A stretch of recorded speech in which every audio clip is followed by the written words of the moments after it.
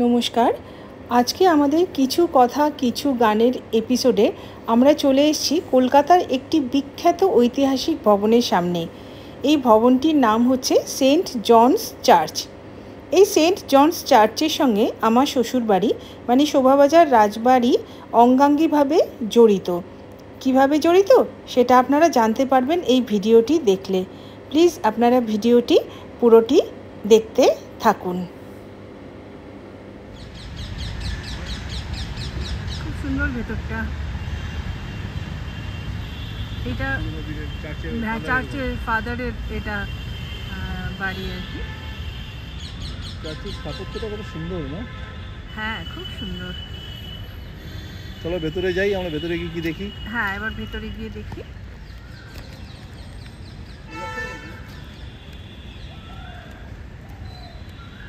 সবুজ গালিচার মতো ঘাস, খুব সুন্দর সুন্দর সাজানো গোছানো।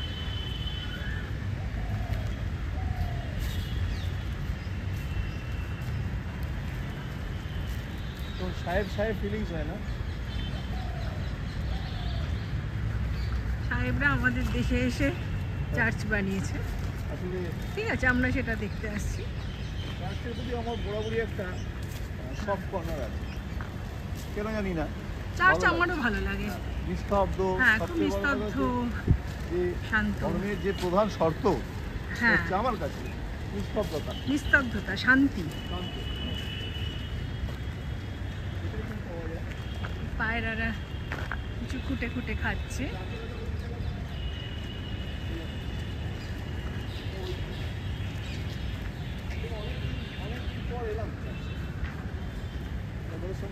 আগেও এসেছি, অনেকদিন বাদে এলাম। কাপড় তো অন্যরকম, হ্যাঁ,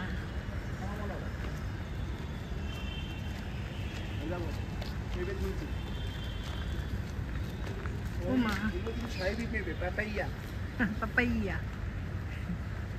সাহেবি পেঁপে। পাপাইয়া। আচ্ছা, পেঁপেগুলো কিরকম গোল গোল? হ্যাঁ, ওই সাহেবি না, সাহেবি পেঁপে, তাই গোল গোল। কাঁঠাল আছে প্রচুর, প্রচুর কাঁঠাল। এই যে আবার পেঁপে, ছোট করে বিক্রি, ভালো করে মেনটেন হয়। হ্যাঁ, ওয়েল মেনটেন। Well 10 maintain. টাকা করে। আচ্ছা, ঢোকার সময় 10 টাকা করে টিকিট নেবে পার হেড। 20 টাকা করে? না, 10 টাকা করে পার হেড, 10 টাকা পার হেড। 10 টাকা? আচ্ছা। গাছে প্রচুর আমও ঝুলছে, খুব সুন্দর, ভালো লাগছে। আম পরে ভালো হয় না, কাঁচা আম। সাহেবি আম, আলফান্সো যদিও নয়। একদমই আমাদের দেশি আম। আচ্ছা, এখানে নামগুলো দেখো। হ্যাঁ, নামগুলো দেখাবো। এইবার দেখাই, চার্চে আমরা ঢুকছি। এবার আমাদের বাড়ির সঙ্গে, শোভাবাজার রাজবাড়ির সঙ্গে কিভাবে এই চার্চ সম্পর্কযুক্ত সেটা এবার আপনাদের নিজের চোখেই দেখুন। হ্যাঁ, নিজের চোখেই দেখুন আপনারা। ফলকটা দেখো। The ground on which this church is built and the adjoining land to the southeast and north was presented in 1783 by the Maharaja Navakrishna Bahadur, মানে আমাদের পূর্বপুরুষ, the founder of Shobhabajar Raj family, to the Honorable Warren Hastings and the church committee. এটা কিন্তু খুব important. হ্যাঁ, সেখানে দেখতে গেলে এটা তো পাশে তো ফার্স্ট ওয়ান। এবার বুঝলেন যে কিভাবে আমাদের শোভাবাজার রাজবাড়ির সঙ্গে এই চার্চ সম্পর্কযুক্ত, এইভাবেই সম্পর্কযুক্ত। সেই সময় ইনি ছিলেন 1983 সালে জায়গাটা দেওয়া হয়েছিল, 1783 সালে, 1783 এবং 1784 সালে এটা স্থাপিত করা হয়েছিল এপ্রিল মাসে। অনারেবল ওয়ারেন হেস্টিংস যখন ছিলেন গভর্নর জেনারেল অফ ইন্ডিয়া, তখন এই চার্চ তৈরি হয়েছিল। নিজেকে প্রাউড ফিল করি, এতখানি জায়গা নবকৃষ্ণদেব বাহাদুর ওয়ারেন হেস্টিংসকে দান করেছিল, সাহেবদের দান করেছিল। এটার মধ্যে একটা ব্যাপার আছে। 1783 সালে, 1784 সালে বাড়িটা বানানো হয়েছিল। এবারে আমরা চার্চের মধ্যে প্রবেশ করছি। এই নিস্তব্ধতাকে আমরা সম্মান জানাচ্ছি। এখানে নিস্তব্ধ থাকাই প্রয়োজন। হ্যাঁ, কারণ এটা শান্তির জায়গা। আমাদের উপাসনার জায়গা, লেখাও আছে সাইলেন্স প্লিজ। তাই জন্যেই এই যে কথাগুলো বলছি এগুলো কিন্তু আমরা চার্চের ভেতরে বলছি না, এগুলো আমরা ব্যাকগ্রাউন্ড ভয়েসে দিচ্ছি, মানে ভয়েস ওভারে দিচ্ছি।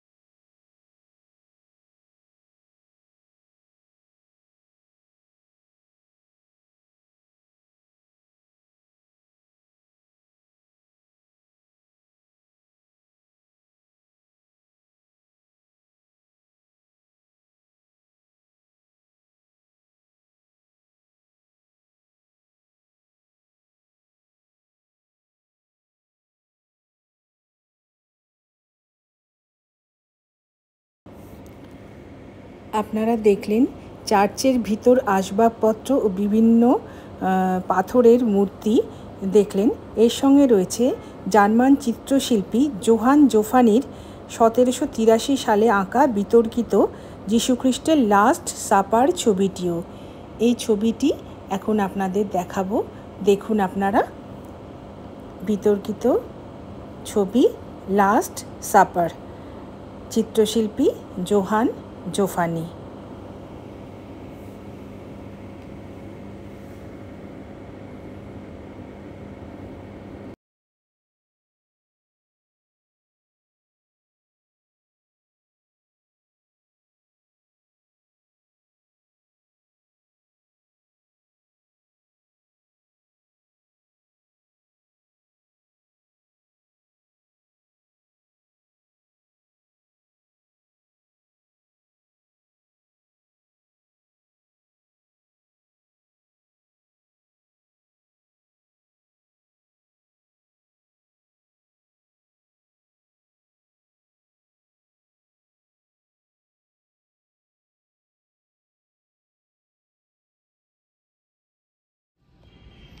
ব্রিটিশ স্থাপত্য কত সুন্দর হতে পারে তার নিদর্শন।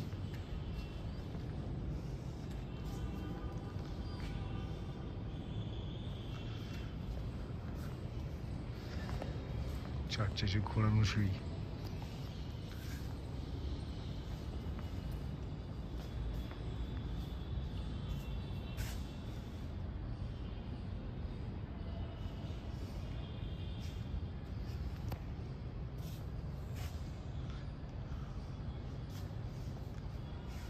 বড় বড় পাখা, দুর্দান্ত বিউটি, দুর্দান্ত।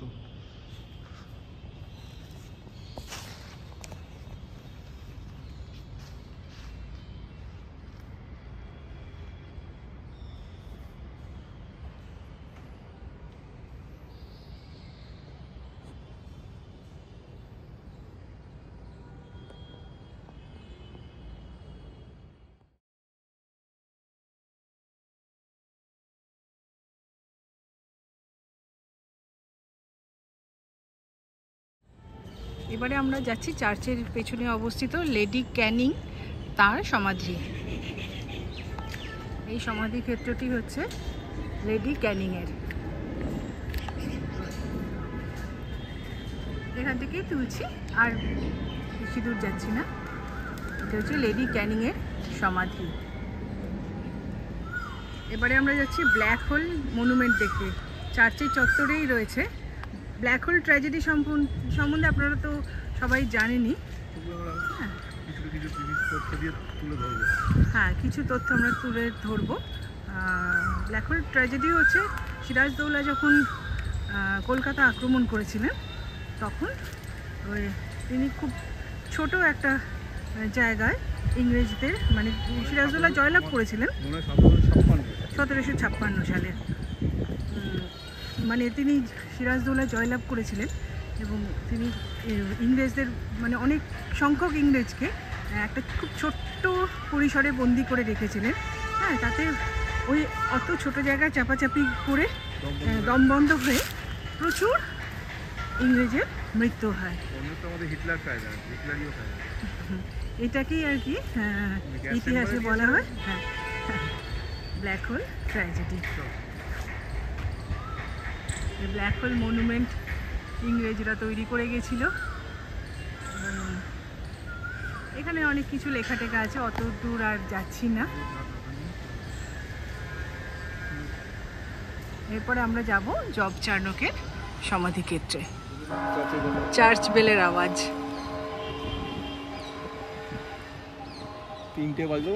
3টে বাজলো, 3বার বাজলো। আমার ভিডিওটা অন করতে একটু দেরি হয়ে গেল, তাই জন্য একটাই শোনাতে পারলাম আপনাদের।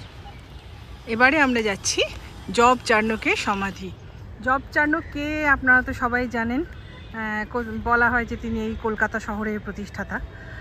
তার সমাধিক্ষেত্র এই চার্চের পরিসরের মধ্যেই রয়েছে, সেখানে আমরা এখন যাচ্ছি। এই সেন্ট জনস গির্জা প্রাঙ্গণের পিছনের উত্তর পশ্চিম কোণে, মানে যেখানে এখন আপনাদের আমরা নিয়ে যাচ্ছি, সেখানে এই ছোট গেট যুক্ত কবরস্থান রয়েছে। এটি আংশিকভাবে 18 শতকের সমাধি পাথর দিয়ে বাঁধানো। এই এলাকার কেন্দ্রবিন্দু হলো একটি ফাঁপা পুরু দেওয়ালযুক্ত অষ্টভুজাকার সমাধি ফলক, যেটা আপনাদের দেখাবো, যার ভেতরের দেওয়ালে কলকাতার প্রতিষ্ঠাতা জব চার্নকের সমাধি রয়েছে। জব চার্নক 1693 সালে মারা যান, যা পরবর্তীতে কলকাতায় তার তৃতীয় ভ্রমণের মাত্র 3 বছর পরে। কবরটি তার মৃত্যুর তারিখ 1692 সালের জানুয়ারিতে, 1693 নয় কিন্তু, কারণ তখন বছরগুলি মার্চ থেকে শুরু হতো বলে মনে করা হতো। জব চার্নক ছাড়াও আপনারা দেখলেন যে আরও অনেক ব্রিটিশ পুরুষ এবং নারী এখানে সমাধি রয়েছে, আপনারা দেখতে থাকুন। এইটা একটি সমাধি ক্ষেত্র, হয়তো এই যে আমরা যাকে শর্টে জব চার্নক বলি, জোবাস চার্নক।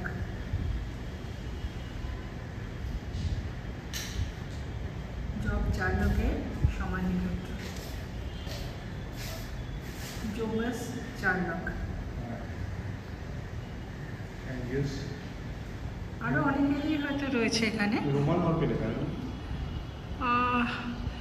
ল্যাঙ্গুয়েজটা তো ইংলিশ নয়, অন্য কোনো language,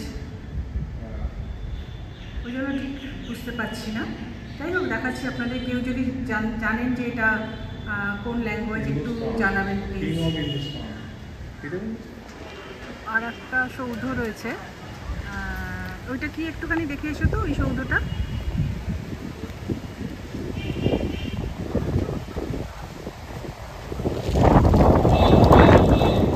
সৌধতেও Mrs Francis Johnson, second daughter Edward Crook, governor of court, যাই হোক, অনেক শক্ত ব্যাপার, আরও কারোর। হ্যাঁ, যাই হোক, এগুলো পুরোই, এই দিকটা পুরোই হচ্ছে সমাধিক্ষেত্র। এবং শোনা কথা রাত্রিবেলায় নাকি এগুলো হন্টেড হয়ে যায়। এবার জানি না, হ্যাঁ, দিনের আলোয় হন্টেড নয়, তাই জন্য আমরা নিশ্চিন্তে ঘুরছি। রাত্রিবেলায় এখানে আসার সাহস নেই। কত সংখ্যক সাহেবরা এখানে শুয়ে আছে বলে। একদম, সেই সময় ব্রিটিশ ইয়েতে মানে মনে হয় কলকাতার গণ্যমান্য সাহেবরা এখানেই বোধহয় এখানেই শুয়ে আছেন, চিরনিদ্রায় শায়িত আছেন। সুতরাং রাত্রিবেলায় তারা জেগে উঠতেই পারেন, কিন্তু আমরা রাতে কখনোই আসবো না তাদের। আমরা বাঙালিরা শাকচুন্নি ব্রহ্মদৈত্যের সঙ্গে ঘর করেছি ভাই, তো সাহেব বাবুদের হন্টেড বলে লাভ কি? বাঁশবাগান দিয়ে মনে আছে, পুকুর পাড় দিয়ে বাঁশবাগানে শাকচুন্নি ঝুলতো, কোনো বদমাশ ছেলেই এটা সাদা ইয়ে পরে থাকতো।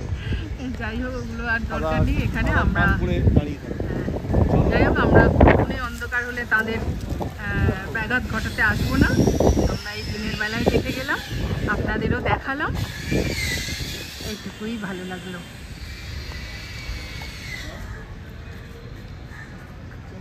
ছোট ছোট ঝুড়ি নেমেছে, একটা পাকা আম কুড়িয়ে পাওয়া গেছে।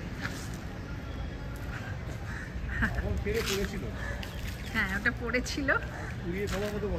হ্যাঁ, পেরে খাওয়ার মজা আলাদা, কুড়িয়ে পাওয়ার মজা আলাদা না।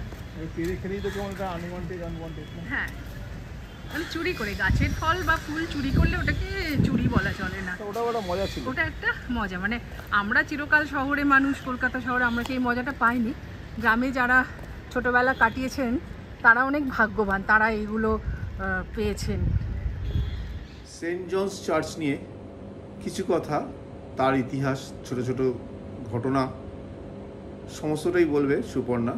তো আমি সুপর্ণাকে অনুরোধ করব এই ব্যাপারে যদি তোর কিছু জানা থাকে একটু আলোকপাত করতে। হ্যাঁ, অবশ্যই আমি গুগলের সাহায্য নিয়ে বলবো। হ্যাঁ, এটা তো নিশ্চয়ই আমার। আচ্ছা, যেটা বলি যে সেন্ট জনস চার্চ তৈরি হয় বিভিন্ন মানুষের দানে এবং কিছুটা লটারির মাধ্যমে টাকা তুলে এটি তৈরি হয়। শোনা যায় সেই অ্যামাউন্টটা নাকি 30,000 টাকা শোনা যায়।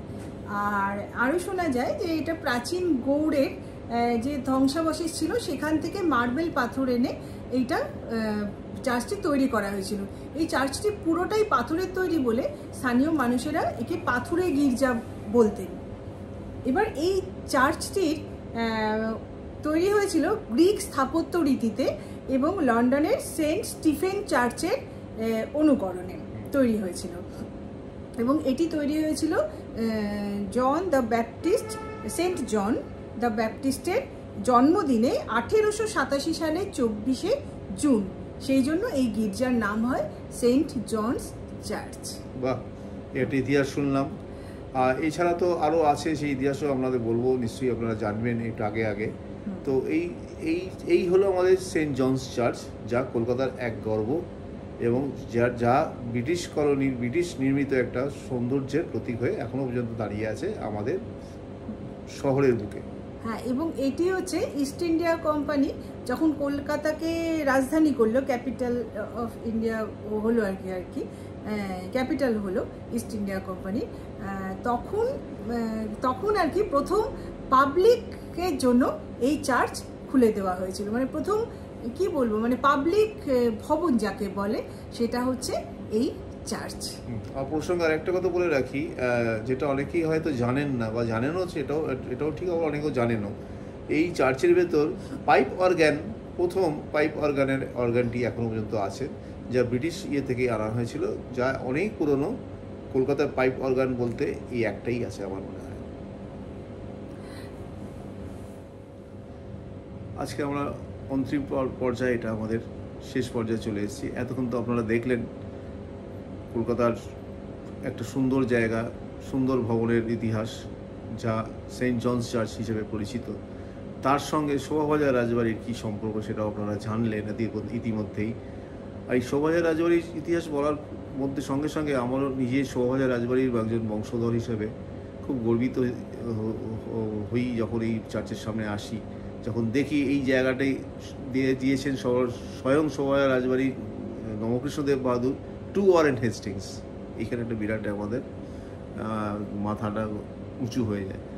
যাই হোক, এইভাবেই আমরা নিত্য নতুন এপিসোড নিয়ে আপনাদের সামনে আসবো, নিত্য নতুন ভবনকে নিয়ে আস্তে আস্তে এক্সপ্লোর করব, আমাদের মতো করে সাজিয়ে বলবো। আপনাদের ভালো লাগা মন্দ লাগা দুটোই আপনাদের জানাবেন, এইভাবেই পাশে থাকবেন। আর বেশি দীর্ঘায়িত করব না, এইখানেই আমার তরফ থেকে শুভরাত্রি। সুপর্ণা কিছু বলে আপনাদের বুঝতে আমরা বিদায় নেব। আপনারা সবাই ভালো থাকবেন, সুস্থ থাকবেন, আনন্দে থাকবেন, আর অবশ্যই সঙ্গে রাখবেন আমাদের চ্যানেল যাত্রা হলো শুরু, তার নিত্য নতুন এপিসোড।